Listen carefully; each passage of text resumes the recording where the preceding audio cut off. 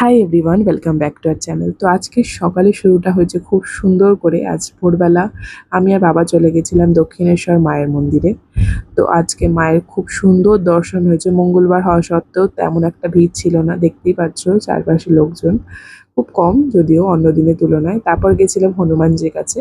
প্রত্যেক মঙ্গলবার বাবা যায়, তবে আজকে আমিও গেছিলাম কলেজ ছুটি থাকায়। তারপর ফুলমালা বাড়ির জন্য কিনে আজকে গোপুদের খুব সুন্দর করে সেবা দিয়েছি। প্রত্যেক মঙ্গলবার বাবা নিয়ে আসে সব ঠাকুরের জন্য মালা ঠালা সব কিছু। আর দেখেছো পুজো করতে করতে কে এসে গেছে পুজো দেখতে।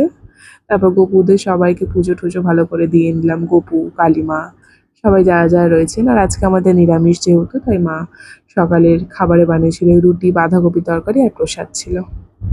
তো আমরা খেয়ে নিলাম। আর আমার সামনেই পরীক্ষা, তো তেমন কিছু ভ্লগ আজকে করা হয়নি।